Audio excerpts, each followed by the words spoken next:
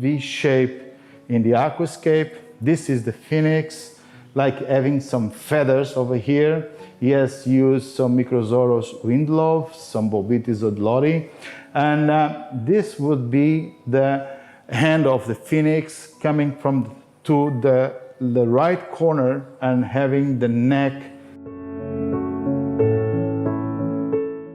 This 3 meters by 75 by 75 was scaped 4 or 5 years ago for Vivarium exhibition in the Netherlands.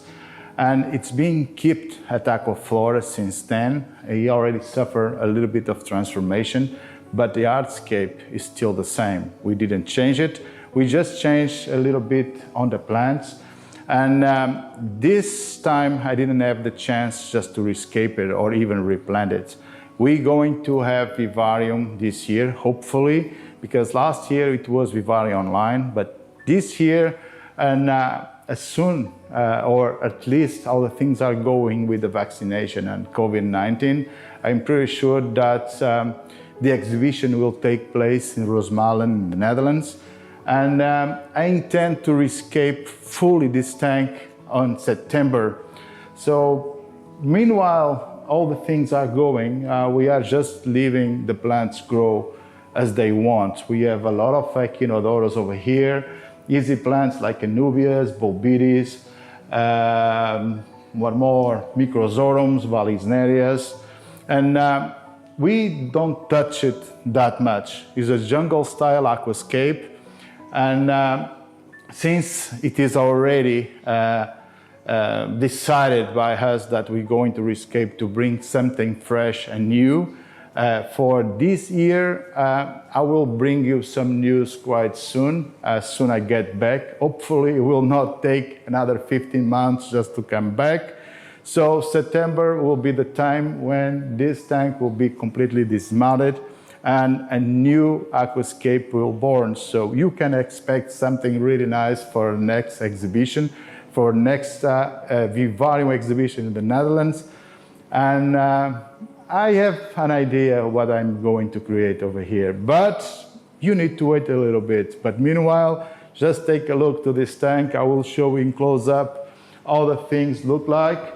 Of course, it's not in this perfect shape because we already knew that it's going to be rescaped, but somehow it's still nice. I am pretty sure that most of you, mostly the old school guys, that they are not too much into aquascaping, they will probably appreciate over this one. So come with me, I will show you in details some parts of the layout.